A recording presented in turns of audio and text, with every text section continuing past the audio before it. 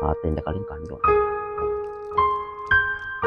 පුතේ තාත්තේ මේ කොහෙද යන්නේ? මම මේ කඩේට යන්නේ බං. තාත්තර කඩේ යන්න සල්ලි කොහෙන්ද? ගෙදර තිබිච්ච කැටේ කැඩුවා බං.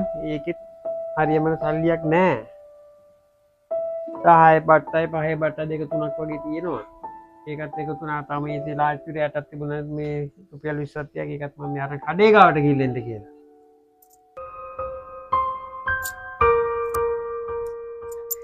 ඊරාටත් ඒක බීතිම විතරනේ බං.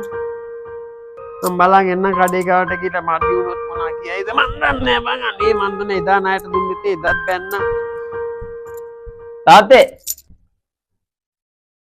ඇයි පුතේ? තාත්තේ මම බනිස් එකක් ගෙනාවා තාත්තේ. උඹට ඕක කාලම් මදිනේ පුතේ. වැලියේකදී වැලට බර නෑ පුතා.